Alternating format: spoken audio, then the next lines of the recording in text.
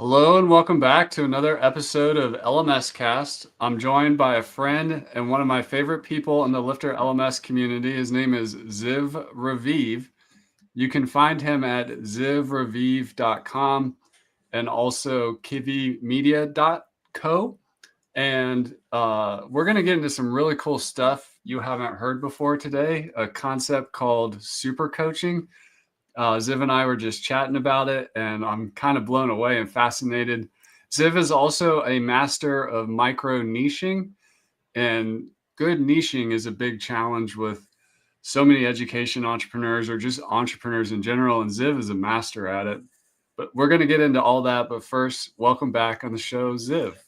Hello, Chris. It's such an amazing pleasure to connect here and to share this journey of online business and educational businesses and being like an entrepreneur in this space with you again. Like, this is the third time I'm here. I'm excited to share some new concepts with the listeners.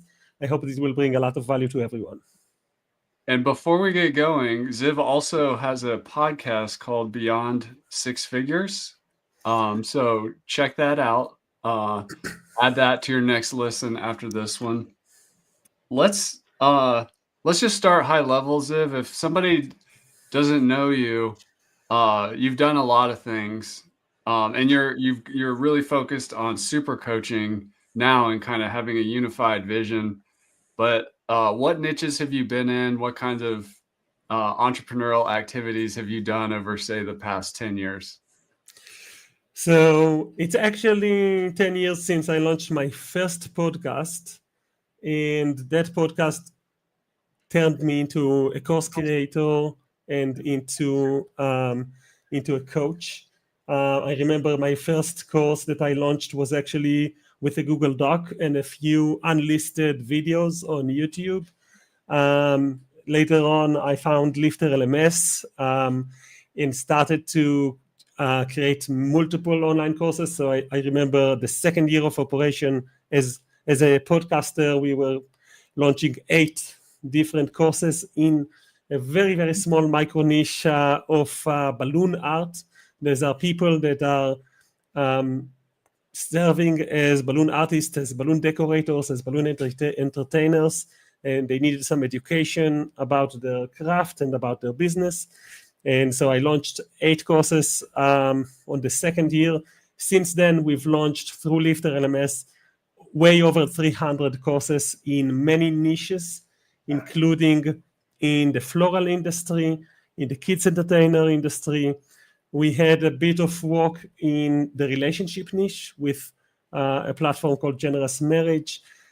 We had a round of activities in the niche of copywriting with dailycookie.co. And all of that, like going each time to a different micro niche and serving clients there, serving the niche with free online courses and paid online courses, and later on with coaching. All of that was something I did year after year to get to a point where I start to realize I need to start focusing. I need to start removing some of the activities and kind of understand what is my system, what is my where is my zone of genius, where can I actually bring the biggest transformations. And that's when I realized just a little bit after ChatGPT was starting, like ChatGPT 3.5 started to be a thing, copywriting as a service became something that is not as needed as before because it was just too easy. And I realized in parallel that I want to focus, and that's where super coaching was born. That's awesome. That's quite the journey. And if you feel like it, maybe just share some revenue numbers of how you've grown over the years. And also really what people wonder sometimes is, they're, especially like if you go back to your early self with the Google Doc and the unlisted videos, you don't really know you're going to make it and you have a lot of self-doubt. And what happened, or why do you think it worked out for you? So first of all, I want to say that I want to start with the numbers because it will put everything in perspective. So like the first year online as a content creator, we did we did 20K. That's what we did, 22K. The second year we did something like 88K. Over the years we started to grow dramatically. So, I was interviewed on your show. The listeners can actually go and listen to it when I was doing 277K. And then a year later or so, despite the corona and everything, we were doing 377K, which was already is a case study where people can listen to the different things we were doing. We then grew to 430K. We got stuck at that for a couple of years, and then we grew to 475K. And this year we are targeting, and nothing can stop us now. We will probably do more than that, but at the very least, we're going to do 540K in 2025.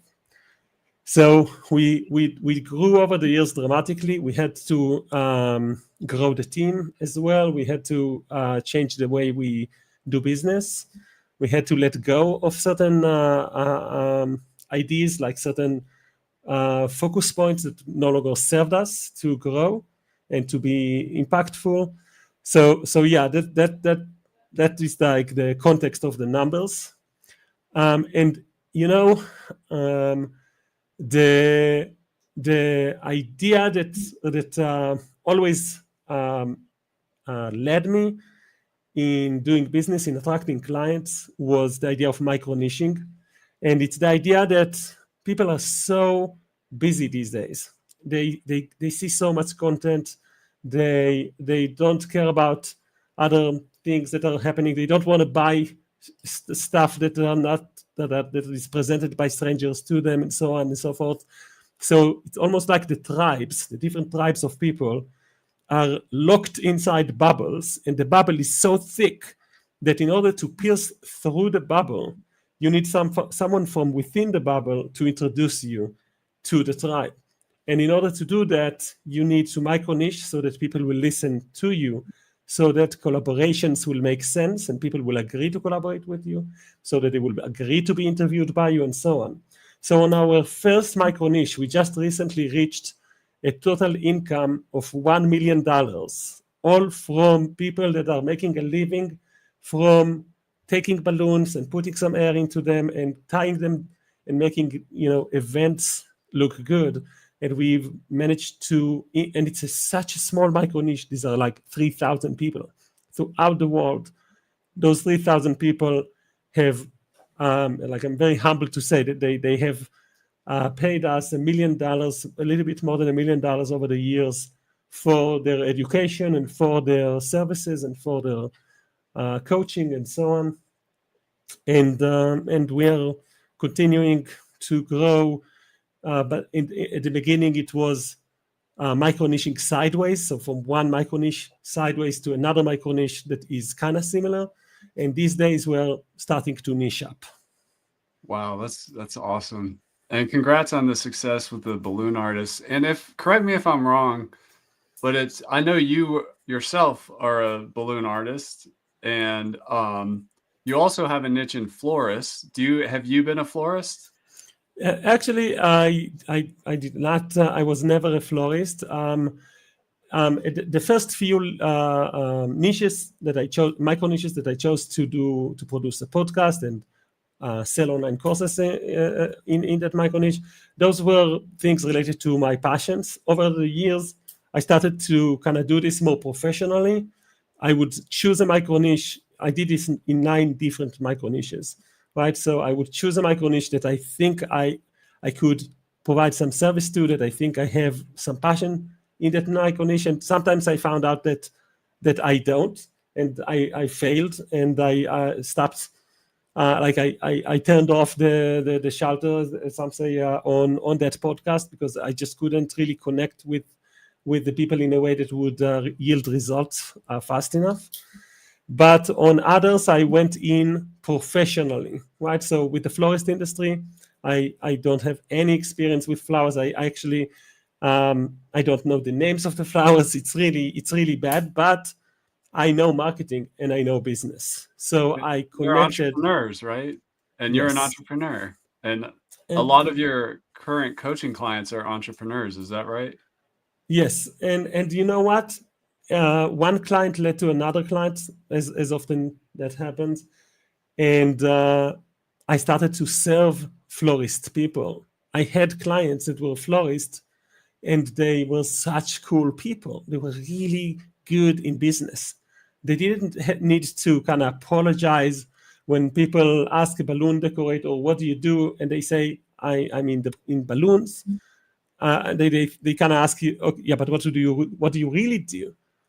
And but what, that's like not that's a hobby, that's a hustle, even though there are people doing $1 million a year from balloon decor, but they always felt like they need to defend themselves. Florists don't need to defend themselves. They know what they're doing. They're running successful businesses with teams and with clients and with locations and multiple locations.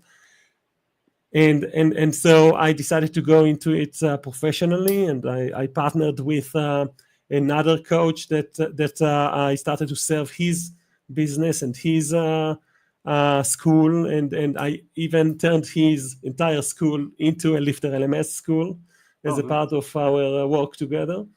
And so over the years, I had niches where I went in and I succeeded to bring myself to a point where I have coaching clients in them. And on some, I tried, I saw that I didn't like what I'm seeing, and I stepped back. I love seeing your growth and just journey over the years and where you are now. Like when somebody kind of compounds and keeps improving and being curious and creating value in the world, it's awesome to see. And now you're at super coaching as a concept. Can you explain how you came to that and what it is and how you do it? So super coaching is the concept of coaching plus benefits, which means that you add some value to the client in some way, shape, or form. And over the years, I have added a lot of value to my clients beyond education. I always included a lot of free education for my clients, but I'm talking about something even more than education, which is in the trenches, working with the client in order to help them with other problems they have. So one of the first problems I solved for my coaching clients was through a company called Design Picker. They even these days they offer unlimited designs for a flat fee. They're amazing. I was coached personally by Russ Perry for a while, and I adore what they do. I used their service to serve my clients. So my clients would get free designs for quite a while. Over the years, I started to hire my own graphic designers, and then I needed a lot of website fixes. So I would hire a website developer on WordPress to fix a lot of things, and then they started to fix things for my clients, and then they started to build websites for my clients from scratch. And then we created a copywriting company and a team.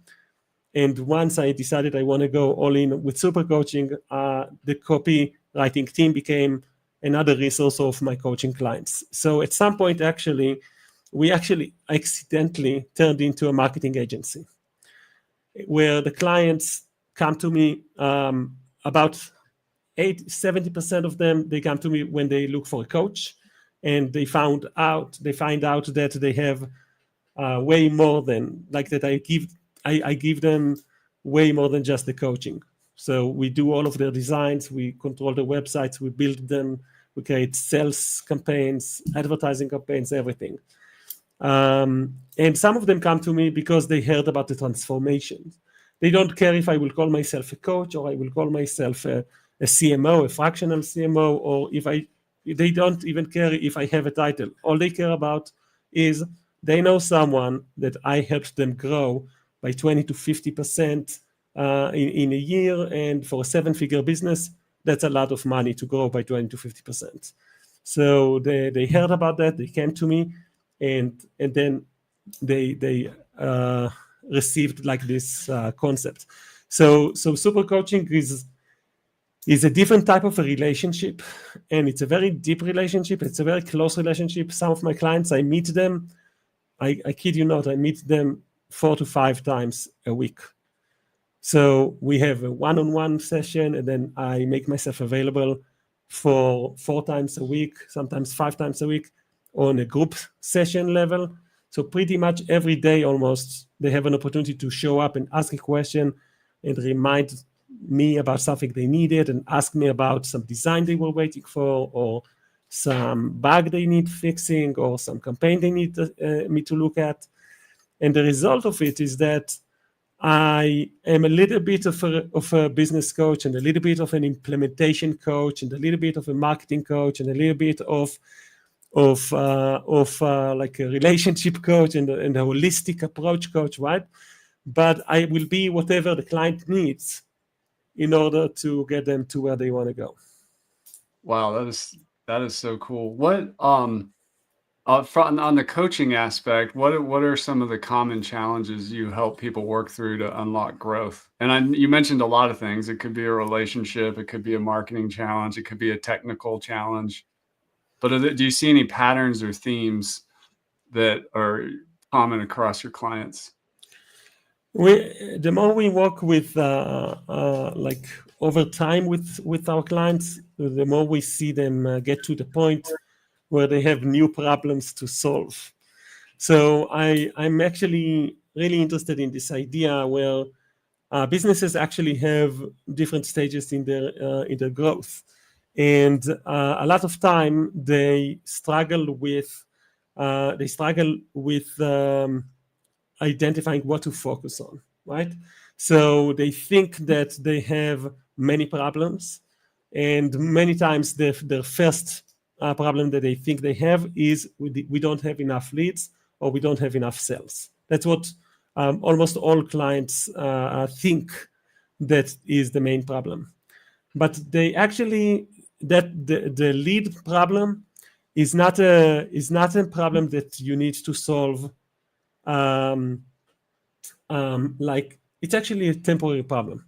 Believe it or not, your lead problem is a temporary problem. Your growth as a business, that's an infinite problem. You will always want to worry about that. The difference between infinite problems and finite problems is that infinite problems, you need to think about them in an annual level, in a quarterly level. You need people responsible for that problem, right? And you need to monitor that problem forever. But if, like, you have a Jessica, and Jessica decided to resign, and she is a part of your team, that's not an hiring problem. That's the Jessica problem. It's a very temporary problem that you just need to fix. You just need to replace Jessica. So when you know that the problem is actually temporary, you just need to put in the efforts. You need to trust the process and put in the efforts and fix it. So a lot of people, they will think they have a lead problem or a sales problem, but actually they just need to understand that it's a fixable problem, and if they put in the efforts, they will be able to solve that problem. That's awesome. I want to ask, like, how you developed as with your coaching skills. And part of me knows that you're just a natural. Like, you've been making people smile, laugh, reading the room, big picture, creative, problem-solving guy your whole life. But how does one or anyone become a better coach? I think there's a lot of way to improve in coaching and in business, and it's not. First, you need to understand that it's not an easy process. There's a lot of skills involved, and you need to work on them with the passion of a violinist or a pianist that really practice for hours. So one of the things that truly makes me better as a coach is just the fact that I work a lot. I'm putting in the reps. I've been doing I've been fully booked for many years. I talk about that in my book. I've been doing like this week, I've been doing 12 meetings with coaching clients, 12 meetings a day, every day. It's just something that I put in. That's a lot of hours of work. And I didn't always do that. I took a couple of years where I only worked for 3 days a week. And I battled through burnout, and I'm glad to say I'm now on the other side. I have my energy now back to do like more meetings like that. But one of the best ways to grow as a coach and become better as a coach is just to put in the reps. There are many books to read about coaching that are amazing. There are many books about business and entrepreneurships that are amazing. There are many podcasts like Lifter LMS Cast podcast, which is really a great way to be open for ideas that way and to learn about different educational and entrepreneurs. So I think that I've done my share of listening to clients, of helping them. I've done my share of being in business myself and building businesses myself and launching things. I've done a lot of webinars and a lot of online courses and a lot of group programs. I launched 4 different mobile apps. So when you put in a lot of work and reps, you can get better quite fast. You mentioned learning from books. You have a book, The Fully Booked Coach. Can you tell us what that's about and what inspired you to write it? This is a work of love that took a good 2 years to fully work on and polish and edit and proof and launch. This year we've launched the book, and it actually shares my systems completely openly. How I coach, what type of tools I actually use on a day-to-day basis, and what's my philosophy in business in getting coaching clients that will stick around. So it's all about micro niching, where you actually get people to listen to you, to hear you, to respect you, to trust you, to work with you. And in order to do that, you choose a micro niche and you go in, you listen to what they need, and you create some online courses for them for free, and you create some online courses for them for that they can buy, and you do webinars, like you do the whole thing, and you can do it differently from one micro niche to another based on where they congregate, and this whole system is detailed in the book. And after doing that so many times, it just was clear to me that this is like a system. At some point, I got into a new micro niche, and I detailed everything. Like I did it with transparency, with like meetings online and whatnot. And within 90 days, I was able to secure a coaching client in a totally new micro niche, right? So it's actually, if you know how to micro niche and you put in the work, you can find clients relatively fast, as long as you're bringing value and into that micro niche. The second concept that I talk about in the book is about super coaching, which is how to basically, in order to be fully booked, you just need one thing. You don't need to be a super coach. You don't need to provide more than just coaching. There are purists coaches, and they're amazing. They're really good. They provide a lot of value. They solve problems on the call. They listen. They create accountability. It's great to be a purist coach. I'm more in the trenches type of a guy. I want to be a more meaningful part of a relationship with my client, and I chose super coaching. But either way, the most important part is that they stay around long enough. Yeah. As soon as people stick around long enough with you, you will become fully booked at some point. So the concept of how do you provide coaching services that are so fun and so meaningful and so impactful and so transformational, I wanted to document all of the ways to do that in the book based on my experience. And so the book gives you both of these tools, the micro niching and the super coaching, in order to get you to the point where you're fully booked. That's awesome. Yeah, go check out the Fully Booked Coach book. I'm sure that's on Amazon. It is. Yeah. Let's double click again on micro niching. What Sure. do you say to somebody, particularly creative entrepreneur people, that tend to have a lot of different interests, and maybe what they get paid for in their day job? There's some niche they're in, there's some hobby niche they love, there's like maybe a fitness journey they're on and a certain type of fitness, or like they're into some kind of diet nutrition thing or something? How does one choose a micro niche when they're a polymath or have a lot of different interests and subject matter expertise? A lot of times saying no to some of those ideas is way more important than which one you chose, because you actually, it's better for you if you start with one and put in a certain amount of work to assess if this is the right one for you. So I have these 3 tests that I ask myself in advance before I go into a micro niche.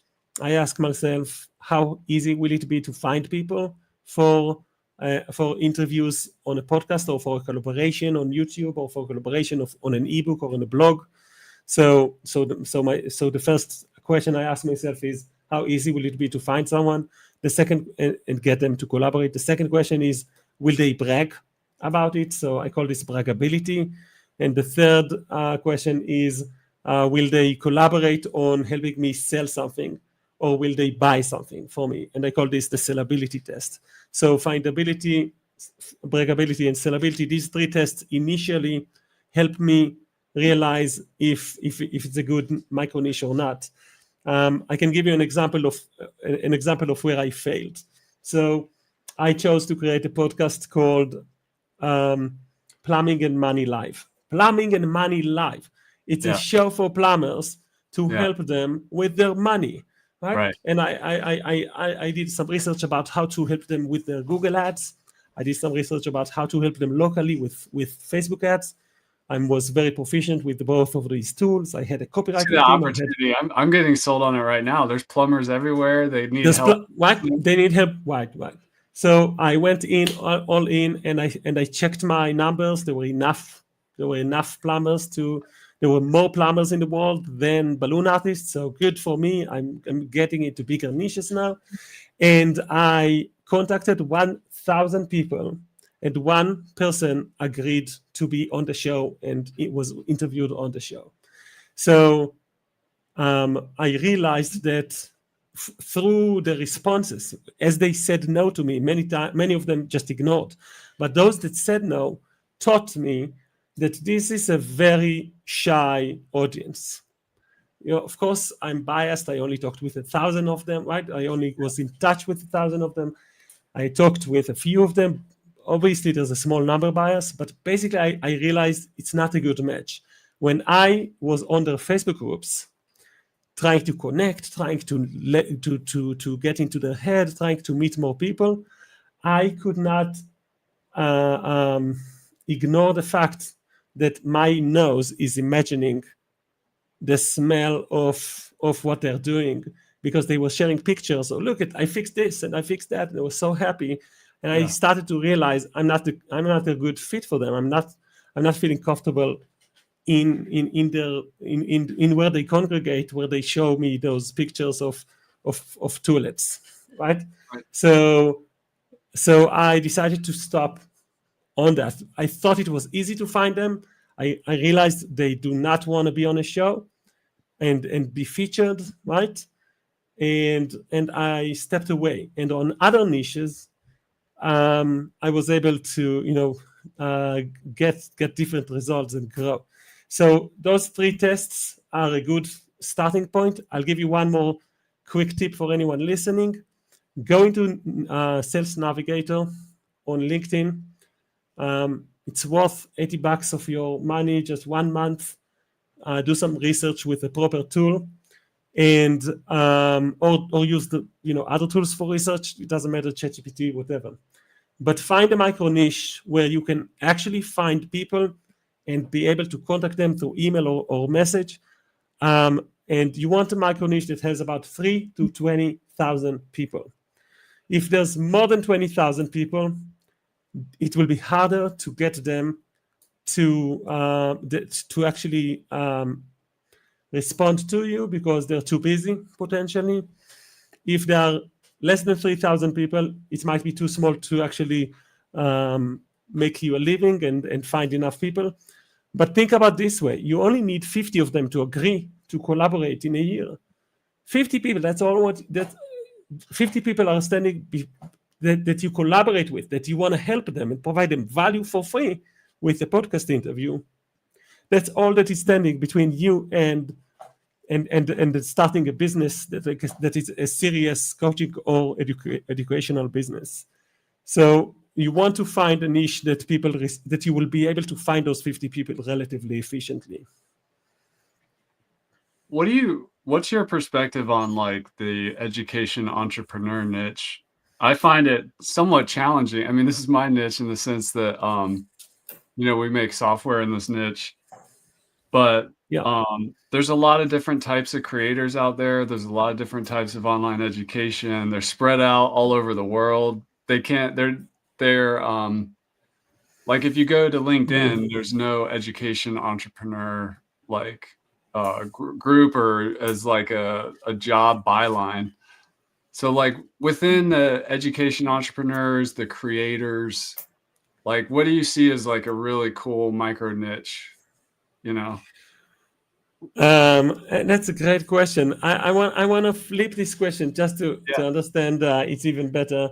Like, would you like to play a game where we look into Lifter LMS as a company that micro niches and consider micro niches for you, or would you like to play a game where I, as a coach, I'm thinking about how to find educational course creators that are specific enough that I can like maybe go into a micro niche. Like, who do you want?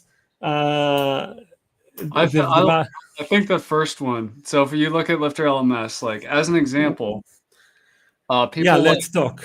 People like you, who are subject matter experts, creators, content creators, coaches, niche audience, like is an awesome group of people.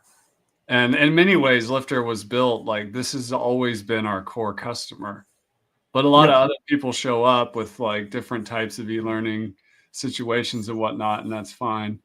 But like, I guess, I mean, I've always struggled with niching for e-learning or LMS or course creators and coaches and stuff. Because I think course creators and coaches is too big. I think I'm outside that 20,000 guardrail. You are. Yeah. A lot of times, it's okay to micro niche by solving one problem, even on a bigger group, right? So when I say 3 to 20,000, that's for someone that doesn't know yet what are they going to solve necessarily. They're willing to listen and adapt. And that's like Lifter LMS has a proven solution and it solves one specific problem. Unfortunately, there's also competition, right? And I think that the AI era, is forcing you to create a new strategy for Lifter LMS. That's what I think. So it's almost like I don't remember, was it Sam Altman said that at some point AI will get to such a level of efficiency of it. It will be embedded with so many things in our lives that it will be transparent. You will not feel the technology, right? You will just experience that everything is easier for you. And to some degree, I think that that's what Lifter LMS has done for me now. In my business, we don't treat Lifter LMS as something that we need to think about. It's invisible. It's a tool that we use when we need to train new people, when we need to train our clients' teams, when our clients are in the educational world and they need to sell online courses and to sell memberships, right? So it's a tool that we just assume it's there for us, and we go in and we use it. And it's like driving a car. You don't think about the engine, you don't think about the wheels, you just go in and you drive it, right?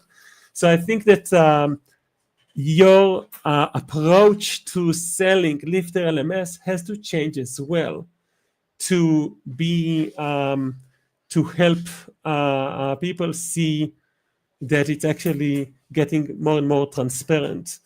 And you see a lot of companies are doing this thing where, for example, Zapier You go into Zapier, there's a bot, you tell it what you want to automate, it shows you, oh, so you mean this, and this is the steps of the automation. You go into Active Campaign, you write an email, you immediately have a chatbot that says, would you like to expand this like campaign to additional things? You can chat with it and it will literally create some follow-ups based on automation and triggers and tags for you.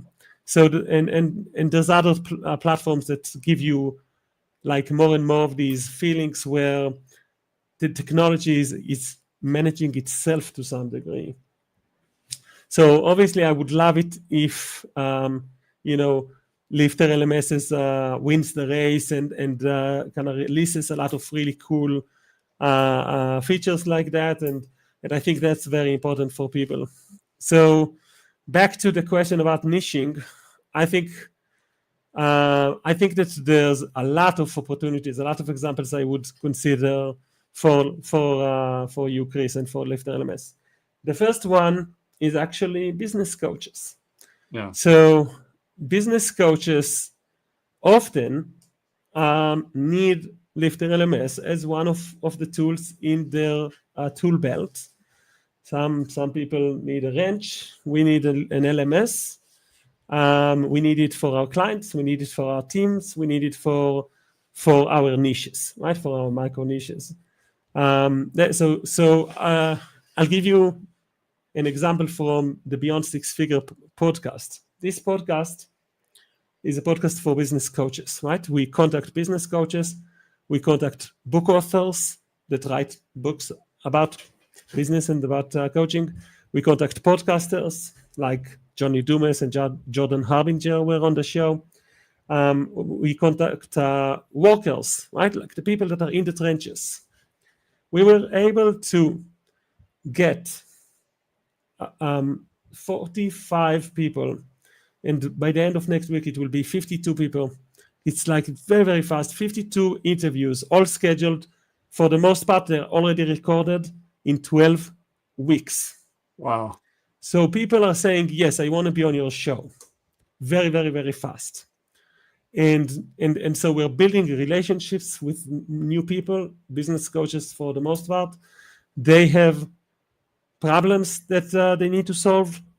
They want to be featured. And, if you look at the numbers, like how many of them say, yes, I want to be on the show in comparison to those plumbers before, such a completely different experience. Like back then, I worked for 3 months. I got an interview. And now with this one, in 3 months, I got like a year of content that will be scheduled for me. And it's like in the pipelines and I don't have to worry about it. And now I'm starting to think about how to collaborate with these people and how to help them and help them and ask for their help as well. So I think that if you with Lifter LMS would do something like a secondary podcast maybe, or just leveraging your existing platforms, that could be an example where people are responding very fast.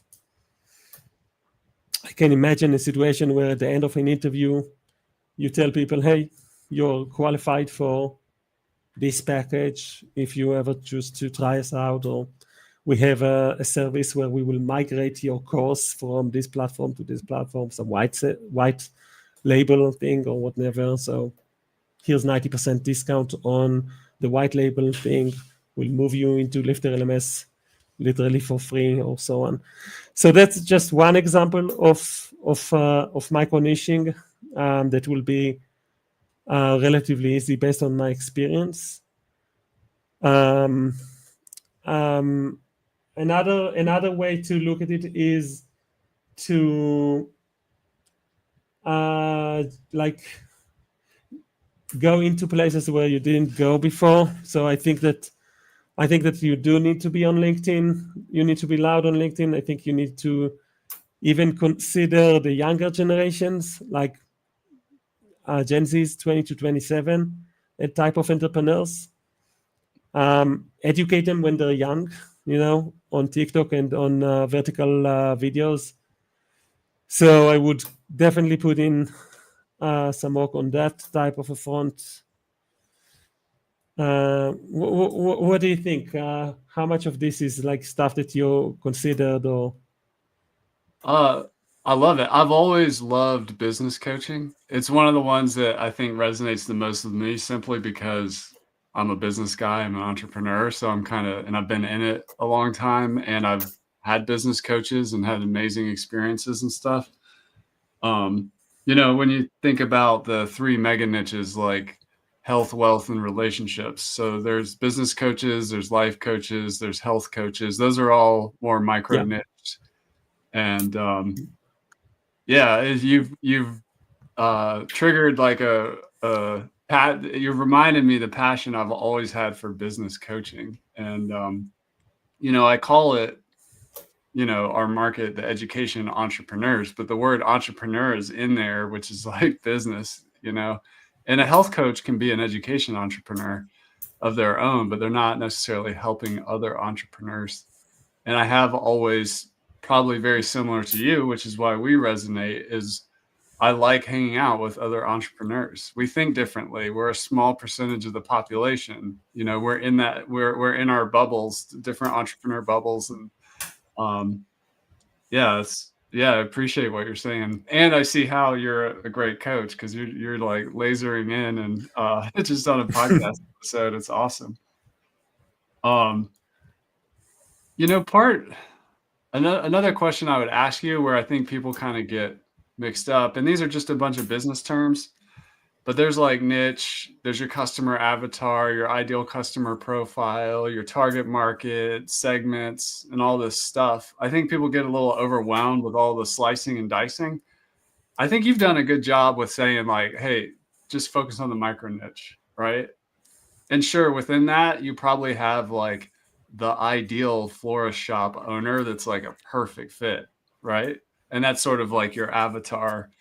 And like for a lifter, one of the things that's always a challenge, not with you because you're both. You're an educator, but you're also an awesome WordPress website builder. But we have like a split audience of like agencies. I build sites for clients, or I'm building this site for me and my niche and my passion and stuff like that.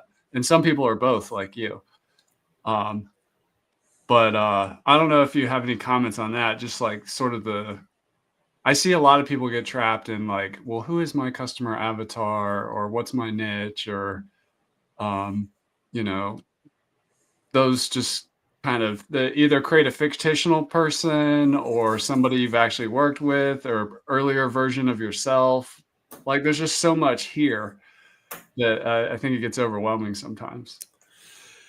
I think that micro niching actually helps you make your avatar a group of real people. And I think it's way more efficient. You're not guessing. It's like this is the yeah. It's a person you met. It's a person you talked to. Yeah. So instead of having this really fun and clever exercise where you answer questions based on a fictitious person, and you have that fictitious person guide you through every decision you make. That's something I never really resonated with on a personal level. I wanted real people to talk to me, and these days with AI, you get AI to answer the questions for you, and then you're trying to convince you serve a client and your avatar, which is completely fictitious, that was designed by a machine for you based on the stuff that it's read. There's like zero soul in it. People buy things from people, from humans, and they buy it based on their own problems, based on things they want. And if you are fixing theoretical problems, it's going to be very, very hard to get people to notice you. It's not going to come up authentic. It's going to be really frustrating. So I think that it's really important to talk with people. And when you micro niche and you start to collaborate with thought leaders in that micro niche, you realize what are the problems, and you have to be curious to ask the questions and to find what they want you to solve. and that over time helps you um, realize what they need. And if you really want in desire to serve, if you're in servitude of a group of people, of a tribe, of a micro niche, then you would try to solve all of their problems, really. Yeah. At They'll least at the tell you what they beginning. are, right? Like you don't have to guess. Yeah, and you will try to solve their small problems, and you will try to solve their bigger problems, and you try to solve the biggest problems. At some point, you'll notice which of those problems actually is the most impactful, transformational problem that you're really good at solving. And that's what you take into the Google ads or the Facebook ads or to the scaling, bit of let's do this on other micro niches and so on. I think if you ask yourself, like I will ask you instead of saying, who do you think is more influential in their ecosystem? The WordPress developer, right? That if they know Lifter LMS so well, then they could refer their clients to Lifter LMS, or the business coaches that guide clients through decisions, including potentially the decision to launch online courses or membership sites. So, what do you think? Which one, the developer or the coach? Which one do you think is like their word is respected a little bit higher than the other one? That's a tough question for me, and the reason why it is because it just kind of happened organically where I was like just another freelancer building websites for clients. But now like the whole like WordPress community and a lot of agencies and stuff, I'm known.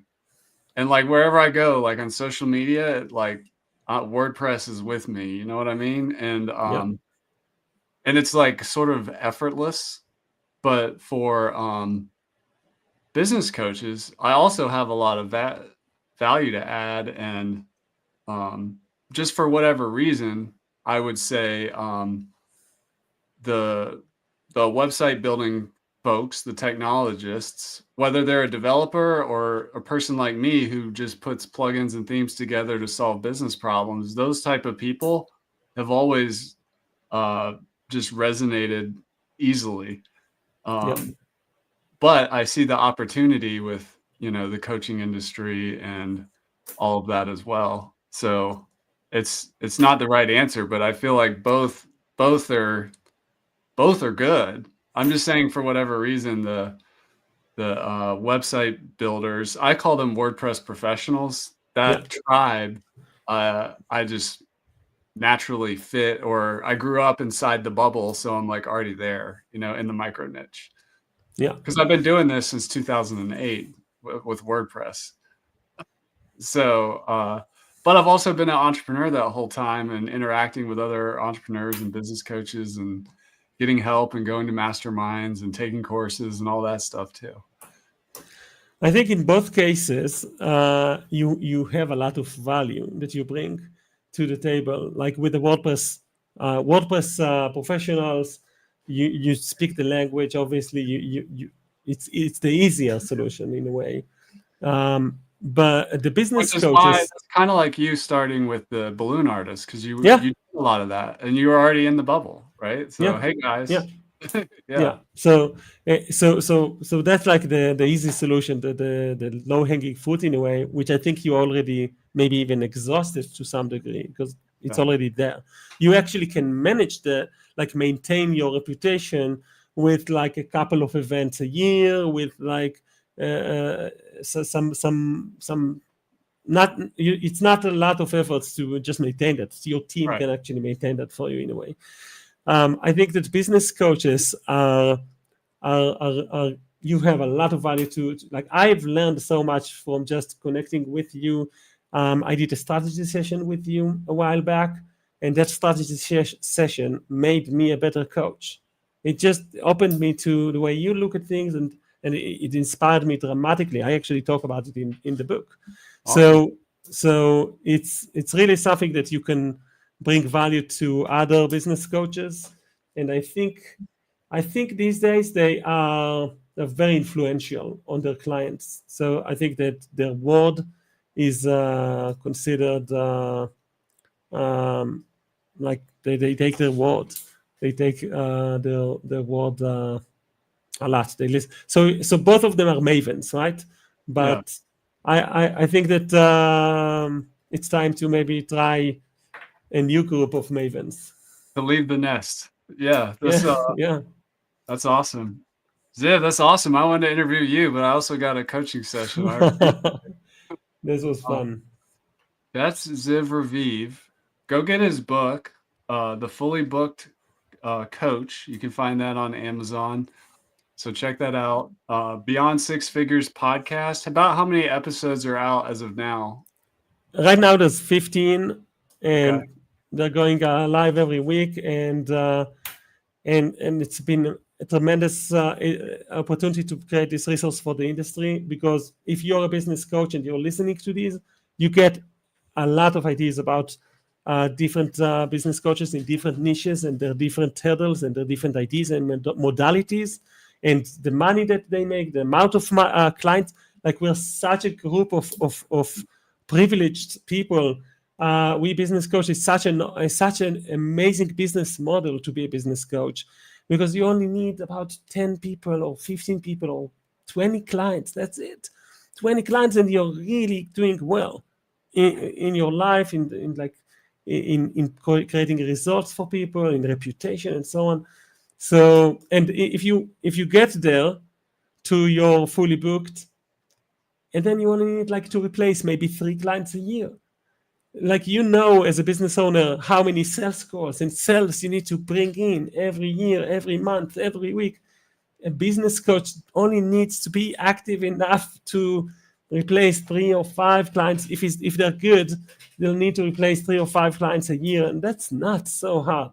So you can actually get to become fully booked relatively fast, in a year or in 18 months or so, if you follow the process in the book. And I think if you are listening to this and you're a business coach or an educational entrepreneur that also want to do business coaching, and reach out to me on zivraviv.com, or say hi on Beyond Six Figures, and we'll be happy to interview you. That's awesome. Well, that's Ziv Raviv, zivraviv.com. Go get the book. Thanks for coming back on the show, Ziv. We're going to have to do this again. Let's not wait 3 years. We're going to have to increase the cadence, maybe I once a would year, love that. like that. Would love that. But thank you for coming. We really appreciate it. Thank you.